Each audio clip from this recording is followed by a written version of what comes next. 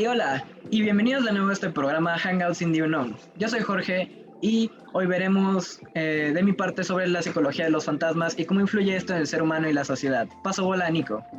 ¿Qué onda? Yo soy Nico y vamos a hablar sobre sueños, sobre qué tipos de sueños hay, los sueños lúcidos y qué significan en nuestra vida. Paso bola a Carlos. ¿Qué onda? Yo soy Carlos y vamos a hablar sobre los demonios, qué son y en qué categoría se dividen. Bueno, Paso entonces, bola, como Jorge. siempre, somos críticos de todo y expertos en nada. Empieza con tu tema, Nico. Bueno, pues yo decidí hacer una entrevista a una psicóloga llamada Carla Nava. O sea que vamos con ello.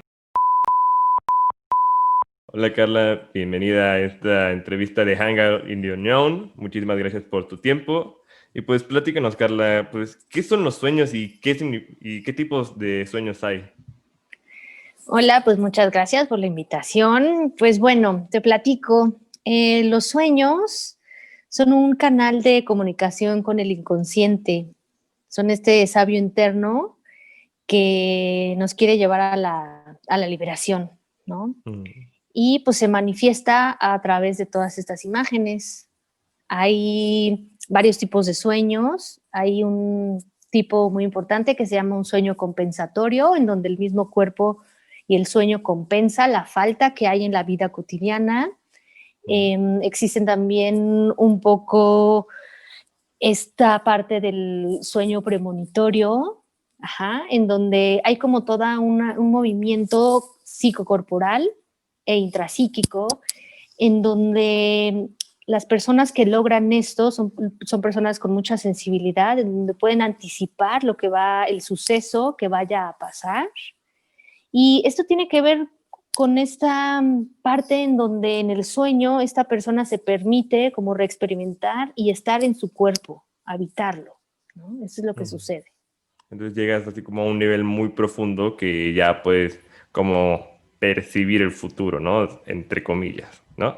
Exactamente, exactamente, ¿no? Dentro de estas tres fases importantes, una de las más importantes es el modo REM, ¿no? Que es cuando hay como todo un movimiento ocular rápido, ¿no? En donde hay muchas sensaciones corporales. Después viene esta fase del sueño profundo. En esta fase es cuando este tipo de personas con esta alta sensibilidad pueden permitirse entrar ahí y hay sucesos, no es que todo el sueño se convierta en realidad, pero sí hay sucesos importantes con elementos del sueño que se van repitiendo, incluso que se van replicando, ¿no? En la vida cotidiana. Y hablando de esto de la vida cotidiana, ¿los sueños tienen algún significado así como en la vida real? O sea, si, pues no sé, si experimento esta cosa, ¿este sueño le da significado o cómo es? Pues sí, digamos, es como toda una resignificación de lo que nos pasa en el día a día, ¿no? Es como toda esta oportunidad que nos damos a través de los sueños de trabajar lo que falta o de trabajar los problemas o de trabajar quizás las cosas lindas que a veces no nos permitimos disfrutarlas en la vida cotidiana, ¿no? Son un regalo, los sueños son un regalo. Entonces es como esta simulación, ¿no? De qué es lo que estás tratando de decirnos. Así es toda exacto, como una simulación, es como si fuera un laboratorio, ¿no? Yo siempre lo pongo así, como si fuera un laboratorio en donde si ponemos atención, si trabajamos este sueño, pues nos podemos dar cuenta como todo lo que podemos alojar en nuestro inconsciente, ¿no? Y qué mejor manera que a través de los sueños de hacerlo consciente. Oye, y hablando de esto de simulación, pues hay una manera de controlarlo, ¿no? Que son estos tipos de sueños lúcidos. ¿Qué nos puedes decir de estos sueños lúcidos? Exacto, estos sueños lúcidos pues tienen mucho que ver un poco con esta autorregulación que sucede mientras estamos dormidos, ¿no? En donde si nos permitimos que vayan a nivel corporal, a nivel intrapsíquico, si vamos permitiendo todo eso en nuestro cuerpo, se vuelve como este sueño lúcido, ¿no? Como este sueño en donde pareciera ser que estamos tal cual ahí habitándolo y viviéndolo, ¿no? Entonces es muy importante como hacer caso, ¿no? Como reexperimentar. Hay un montón de maneras de trabajar los sueños, de revivirlos sobre todo, y de escuchar el mensaje, ¿no? Lo que te decía al principio, es un sabio interno. Vaya, pues muchísimas gracias por tu tiempo y chicos, espero que les haya gustado y nos despedimos. Vamos al siguiente segmento. Bye. Vaya, pues, esa fue una entrevista muy interesante. ¿Qué podemos discutir sobre eso? Gracias, Nico. Entonces, yo creo que me interesa mucho el tema que mencionaste sobre si los sueños tienen una implicación real en la vida de cada uno y también sobre los sueños premonitorios. Digo, es cierto que hay muchas historias allá afuera sobre sueños premonitorios. Hemos oído mucha gente hablar sobre cosas que han pasado en la vida real que habían predicho sus sueños, pero la verdad es que no me ha pasado a mí, sinceramente, y tampoco he visto un ejemplo como muy exacto, pero no sé, ¿qué opinan ustedes? Pues no lo sé, Coqui. O sea, yo la verdad sí he tenido eso que dice Nico de esos sueños premonitorios. Sí me ha pasado unas veces. No siento que sea como lo describen, pero sí, creo que a mí principalmente me interesa tocar ese tema, ya que todo lo demás como que lo dio a entender muy claro y no me dejó con dudas. Sí, la verdad es que está muy interesante. Pero lo que yo creo Entonces, que deberíamos tomar más aspecto es el sueño lúcido, ¿no? O sea, cómo es que podemos manipularlo y cómo podemos activarlo entre nosotros. Creo, alguna vez oí algo, una teoría sobre ello, que era que uno es capaz de poder, por así decirlo, controlar sus sueños si se adiestra a ello. No sé si no sé si me debe entender. Creo que no del todo. Sí. No, sí te das a entender, pero también, según yo, también lo que había leído es que tienes que ser capaz de controlar tu mente y irte desde que te vas a dormir, desde que vas al sueño, con una mentalidad de que voy a estar presente y que puedas realmente ser tan fuerte de voluntad para lograrlo. Entonces, por eso también son los sueños lúcidos tan difíciles de conseguir. Yeah. Y entonces, Vaya. ¿qué opinan? ¿Los sueños sí tienen capacidades, propiedades sobrenaturales, vaya? Yo creo que sí.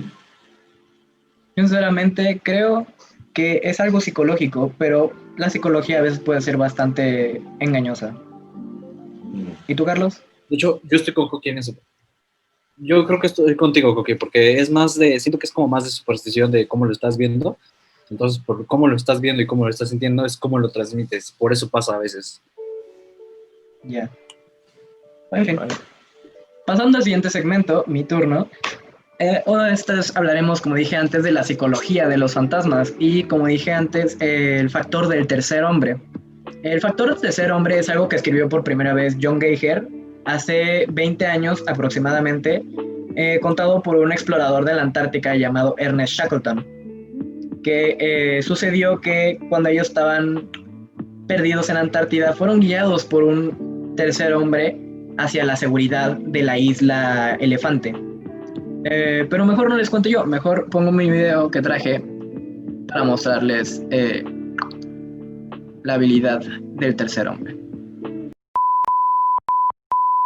Cuando estás en una situación extrema y únicamente te tienes a ti mismo para ayudarte, la mente es capaz de crear un compañero fantasma, lo suficientemente vívido como para sentir que no estás completamente solo, que tienes un acompañante que trata de salvarte la vida. Como comenté en el vídeo de ¿por qué vemos fantasmas?, este compañero ilusorio suele aparecerse a los alpinistas porque la falta de aire, la monotonía y el agotamiento favorece las alucinaciones, pero no es exclusivo. Náufragos, buzos, astronautas, todos lo sienten por igual. Siempre que estés en una situación crítica, tendrás la posibilidad de conocer al famoso tercer hombre. Comencemos por uno de los primeros casos conocidos, ocurrido durante una expedición a la Antártida. Digo uno de los primeros porque evidentemente se había experimentado antes, pero no se contaba porque se veía como un síntoma de debilidad, locura. Gracias al héroe Shackleton surgieron más historias. Su encuentro con el tercer hombre hizo que los demás perdieran el miedo a ser señalados, a ser vistos como lunáticos. Era 1914. Había comenzado la Gran Guerra sin que supieran que muy pronto tendrían que comenzar a numerarlas. Por aquel entonces, Shackleton, un explorador reconocido, tenía otras cosas en mente, como navegar a través de la Antártida. Sin embargo, la aventura inicial terminó más pronto que tarde y empezó una secundaria completamente imprevista. El viaje de ida fue tranquilo, pero en cuanto se acercaron a la Antártida comenzaron los problemas. El Endurance era un buen barco, pero no lo suficiente como para lograr avanzar a través de gruesas capas de hielo. De esa manera se quedaron atrapados en una grieta y fueron a la deriva durante meses. Shackleton pensó que en cualquier momento podrían recuperar el control del Endurance, pero la situación se puso peor. El hielo aplastó el barco, dejándolo completamente inservible. También durante meses estuvieron acampados encima de ese bloque de hielo, dejándose arrastrar por la marea, pero tampoco hubo suerte. El bloque se alejaba poco a poco del frío ártico y se partió en dos. Su única alternativa en ese momento era montarse en los botes salvavidas y encontrar tierra firme. La buena noticia es que encontraron tierra firme en la isla Elefante. La mala es que estaba a 1300 kilómetros de distancia del lugar más cercano para pedir ayuda. En ese punto era un todo o nada. El viaje era muy peligroso, sí, pero si no lo intentaban, morirían de todos modos en esa isla. Así que eligió a 5 compañeros, el bote más grande, y se pusieron en marcha. La ruta fue bien, se desviaron un poco por culpa de una tormenta, pero lograron llegar a las islas de Georgia. Llegaron a un punto montañoso inexplorado,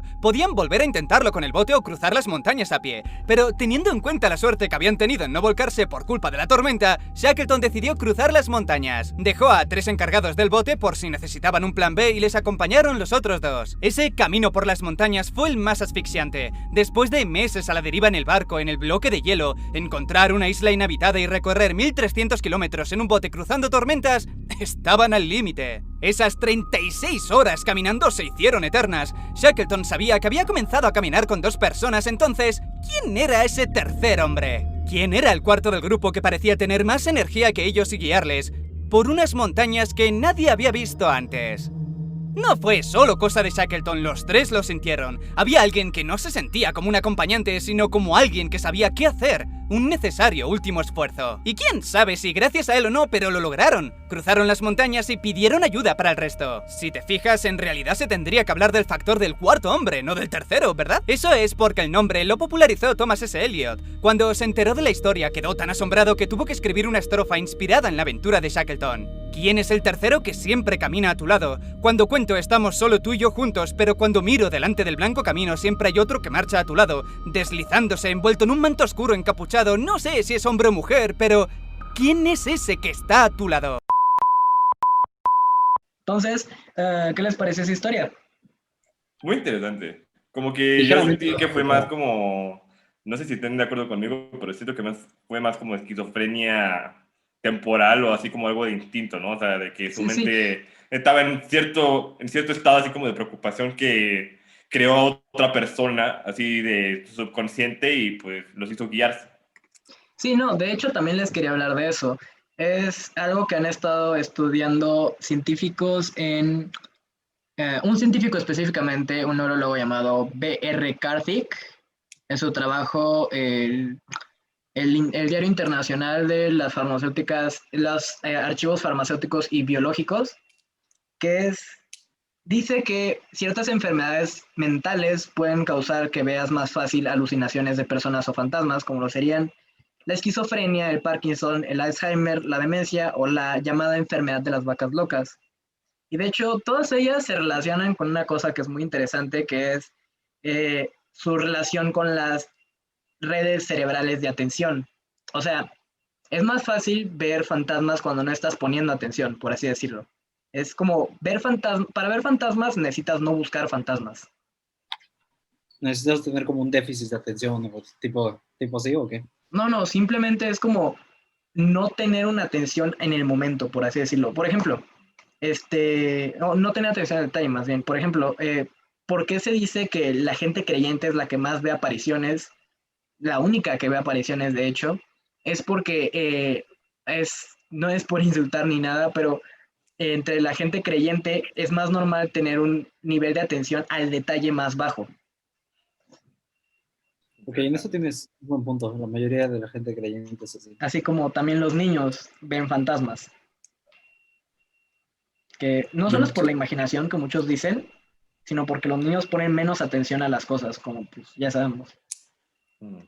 Sí, pero no sé, tengo dudas. O sea, por ejemplo, porque la historia, no sé, no siento que sea un caso de esquizofrenia, pero sí podría ser algo más, o sea, algo como lo que dice Coqui de alguna enfermedad y por eso las alucinaciones, pero no sé, la verdad es que tendríamos que vivirlo para saberlo. Sí, así la verdad. Es cierta. ¿Tú qué opinas? Entonces, no es que puedo vivirlo. Yo dije lo de esquizofrenia, pero o sea, sí estoy de acuerdo así como con ambos puntos, porque principalmente con Carlos, porque sí tendríamos que vivir eso, ¿no? O sea, no tenemos las suficientes pruebas porque nosotros no lo vimos. Que es muy cierto, porque es lo que se dice de la neurología es que las apariciones de fantasmas y ese tipo de cosas solo suceden en situaciones o extremas o donde el cuerpo está en un estado como de exhausto muy fuerte. Por ejemplo, yo personalmente puedo contar varias anécdotas donde ustedes me conocen, yo no duermo mucho, sobre todo en época de exámenes y proyectos. Puedo contar varias anécdotas de cuando he estado a las 2 de la mañana, más o menos, y he oído o visto cosas aquí mismo en mi casa sin buscar mucho cuando estoy muy concentrado en mi proyecto. Eso es porque no estoy prestando atención a los detalles de alrededor. Eso es algo, de hecho, normal. ¿Crees que esto tenga que ver con que ahora del sueño, que lo que tú estás diciendo, que nos desvelamos y así? ¿Crees que esto tenga que ver algo en la famosa hora del diablo, que es a las 3:36? Yo creo que es más bien una creencia relacionada a que si no duermes, tu cuerpo entra en ese estado de, por decirlo de alguna manera, de desesperación, de no estar concentrado en nada, de desinterés. Pero ¿qué opinan? ¿Ustedes qué creen? ¿Los fantasmas son algo real o algo ficticio? Dependerá de la perspectiva. Yo no te podría decir mucho porque siento que los fantasmas solo son como un tipo de alucinación, pero podría haber otra cosa que los pueda provocar. Uh-huh. Ok. Entonces, pasando al siguiente segmento, vuela mi compañero Carlos. Carlos. Bueno, primero que nada les pondré un video, pero antes del video nada más quiero decir qué es un demonio. La palabra demonio originalmente viene del griego, que significa genio o espíritu no personificado. Entonces hay que tener mucho en cuenta esto para tomar en cuenta todo lo que te dicen sobre el diccionario infernal y lo que viene a continuación.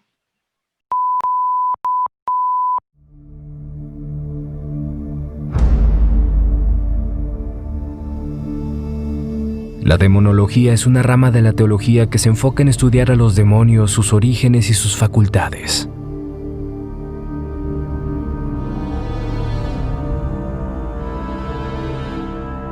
Los diccionarios, listas y libros que estudian a estos entes se encargan de nombrar y establecer una jerarquía de cada uno de ellos.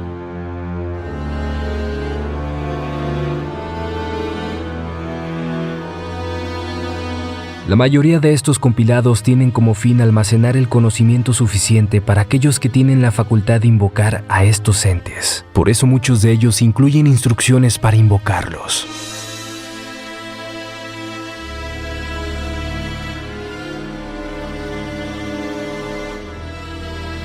Corría el año 1818 en París, época en la que aparece un tomo de estos, que recopilaba y catalogaba diversos demonios, llamado El Diccionario Infernal.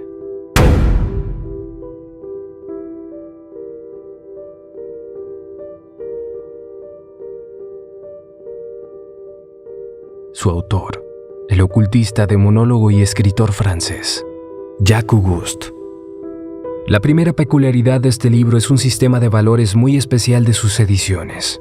Se sabe que la primera edición de un libro es la más valorada. Las ediciones posteriores disminuyen en valor, pero Diccionario Infernal no sigue esta pauta.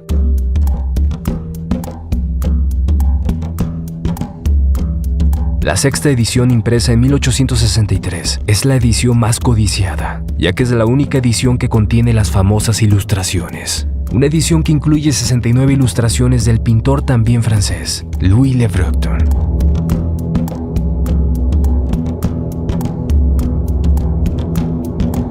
Las ilustraciones se convirtieron en la principal fuente de casi todas las futuras representaciones de demonios, monstruos y bestias fantásticas.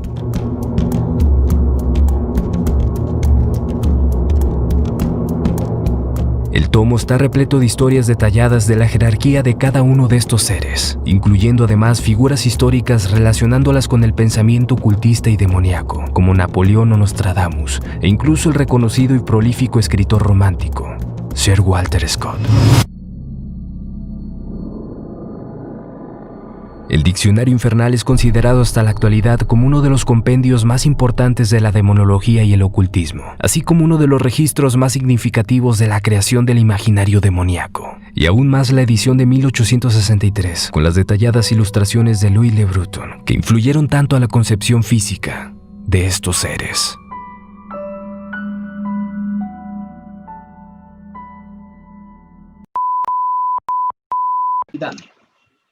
Y bueno, esto es básicamente como lo que es el Diccionario Infernal. No sé qué les pareció, qué de dudas les haya generado. Nico, ¿qué?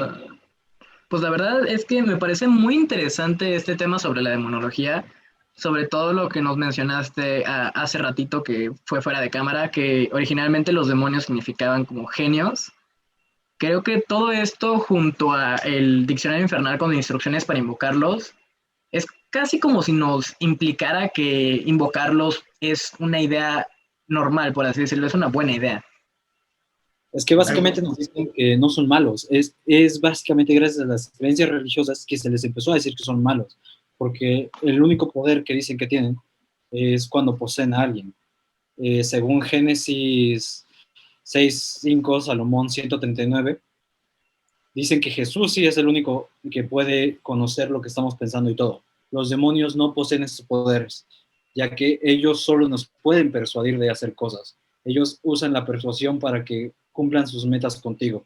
Y básicamente lo que hacen es tener tratos, pero muchas personas los relacionan con los pecados capitales y los pecados mortales. Por eso están como, dependiendo de a quién le preguntes y de qué mentalidad te vayas, hay diferentes maneras de clasificarlos.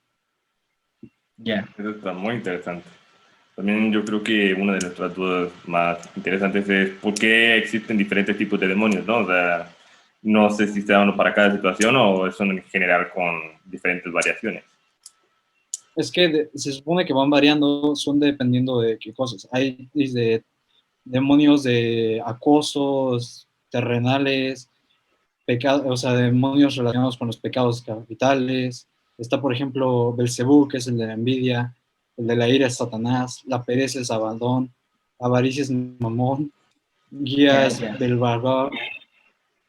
Hay demasiados demonios, la verdad, y Creo que se van también me clasificando. entra la duda de si es como muy dependiente de tu creencia religiosa, ¿no? Porque dejando a un lado si los demonios existen o no, hay un lado que dice que son buenos y un lado que dice que son malos.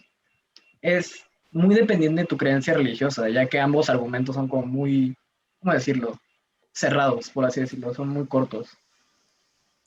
Sí, no le dan gran explicación o gran avance a saber si son buenos o son malos. Te los plantan como criaturas malvadas.